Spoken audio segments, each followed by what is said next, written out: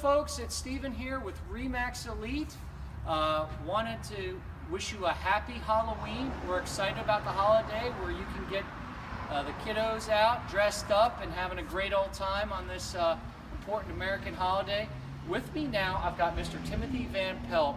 He's with Surf City Fire Department. He's going to be going over some really important stuff about safety because we want to make sure kids like Wilhelm have a great time, but as well as observe some basic safety precautions. So Tim, thank you so much for meeting with us today. Thank you for coming out and talking to us. We'd like to know some of your top tips, say maybe the 3 top tips for Halloween safety. Okay, one of the first things we do, we like to talk about with children and people with the costumes, is just make sure it's not too loose fitting, not too long. So when the kids do go out, it does kind of help prevent like trips and falls.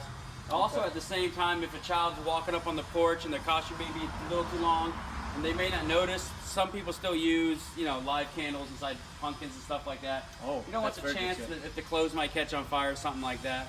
So just the costumes. If you wear a mask, make sure the eyes are to where the child can see and it fits, so that once again, so the child doesn't fall and get injured through a fall or something like that.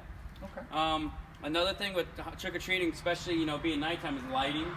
Either the child may have a flashlight to help with lighting, or what a lot of people like to do is take the glow sticks, some type of glow sticks, and incorporate it on the costume somehow. Either just put it somewhere or have them hold it, so that some way, because a lot of times, a lot of things people do now is you see a lot of people where they drive the children from house to house in their car, and kids who wear all dark clothes can't see them. You don't want to take the chance of a vehicle maybe striking that child. So keeping the child where you can see. Another thing is keep them in groups. Like if the children are going out, especially if they're old enough, but may not be a teenager yet, but not too young, let's kind of keep them in a group together. Children in groups tend to be a little safer than if a child's out by themselves, go from house to house without their parents.